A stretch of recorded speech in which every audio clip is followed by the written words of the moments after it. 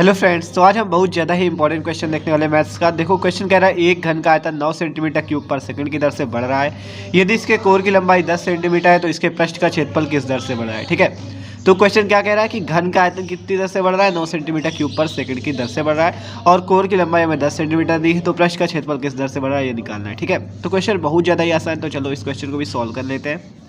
तो देखो इस क्वेश्चन को सॉल्व करते हैं। हमें क्या दे रखा है, घन का आयतन। तो घन का जो आयतन दे रखा है हमें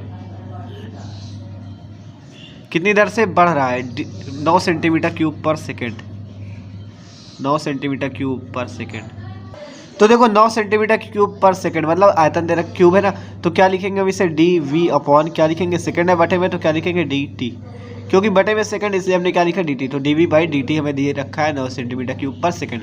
और इसके कोर की लंबाई, कोर यानी भुजा की लंबाई, भुजा कितनी दे रखी, भुजा को अगर हम मान ले ए तो कितनी दे रखी, 10 सेंटीमीटर। तो भुजा या कोर हो गई 10 सेंटीमीटर, घन का आयतन है 9 सेंटीमीटर क्यूब पर सेकंड। तो पहले हम आयतन वाले सूत्र से क्या करते हैं, D A by D T निकाल लेते हैं, क्योंकि उसकी ज़रूरत पड़ेगी। ठीक है, तो इस d we by D T equal to, देखो घन का आयतन आप लिख सकते हो ऐसे, घन का आयतन बराबर आयतन वी बराबर भुजा क्यूब होता है। देखो घन का आयतन जो होता है वो होता है भुजा क्यूब, लेकिन भुजा क्या है ए, तो हम लिख सकते हैं ए का क्यूब। ठीक है, तो ये भुजा क्यूब होता है, भुजा की जगह क्या लिखते हैं, ए क्यूब, तो V equal to A cube आ जाएगा। अब इसका अवकलन कर देते हैं किसके, टी के सापेक्ष। तो डिफरेंस टी के सापेक्ष अवकलन करने पर सीधा सीधा लिख लो, टी के सापेक्ष अवकलन करने पर। ठीक है, टी के सापेक्ष अवकलन, तो क्या लिखोगे, D by D T V equal to D by D T A cube. ठीक है, तो D by D T V equal to D by D T A cube, तो D we by D T equal to 3a square, A cube का differentiation कर दोगे तो 3a square D by D T A. ठीक है, देखो D we by D T, अब A cube का डिफ्रेंसिएशन कर दोगे तो 3a स्क्वायर और D by D T A. ठीक है, तो यहाँ तक कोई दिक्कत नहीं, क्योंकि देखो हमने टी के सापेक्ष किया, लेकिन यहाँ पे तो ए है, इसलिए ए क्यूब का क्या हुआ 3a स्क्वायर, लेकिन इसका फिर से करेंगे। ठीक है, अब d we by D T की तो हमें वैल्यू पता है, तो कहाँ है d we by D t, 9, तो D we by D T की वैल्यू क्या है, 9 है, तो हम यहाँ पे क्या लिखेंगे, 9 लिखेंगे, 9 equal to 3a square d A upon D T.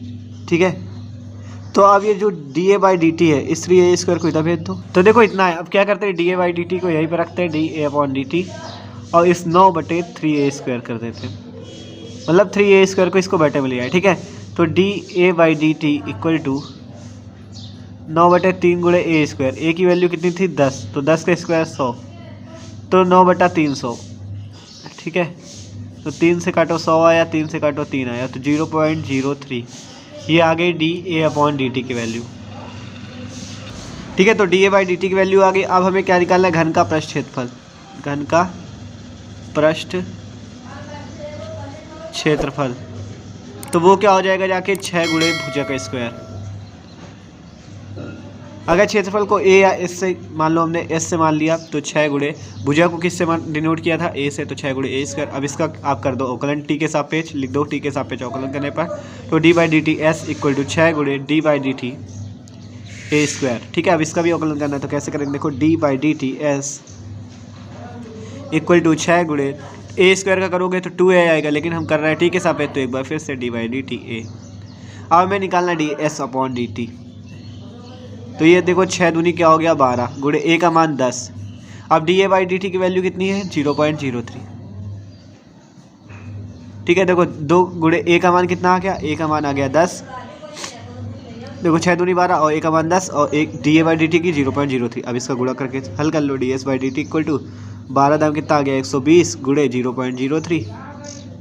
अब देखो, अब 3 से 3 0 0 3 दूनी 6, 3 1 9 3, और 2 अंक पे दशमलव लगा दो, तो D S upon D T की जो वैल्यू आई वो आई 3.6 सेंटीमीटर स्क्वायर पर सेकेंड, क्योंकि डी एस क्षेत्रफल है ना, तो सेंटीमीटर स्क्वायर पर सेकेंड, ये हो गया आंसर। तो देखो क्वेश्चन कितना ज़्यादा ही आसान था। हमने पहले क्या किया, उस जो घन का ये जो घन का आयतन दिया गया था, इससे हमने D A upon D T को निकाला, डी अपॉन डी टी की निकाला क्योंकि यहाँ पे D A upon D T की जरूरत पड़ने वाली थी, ठीक है। फिर घन का क्षेत्रफल का सूत्र लगा, इसमें डी ए अपॉन डी टी का फॉर्म डी ए अपॉन डी टी की वैल्यू रख दी, जिससे हमारा D S by D T मतलब अब आप लिख सकते हो कि अतः घन का पृष्ठ क्षेत्रफल 3.6 सेंटीमीटर स्क्वायर पर सेकंड की दर से बढ़ रहा है, ठीक है। तो देखो क्वेश्चन कितना ज़्यादा ही आसान था भाई। अगर वीडियो अच्छा लगा तो प्लीज़ वीडियो को लाइक जरूर कर दीजिएगा। Okay, thanks for watching this video.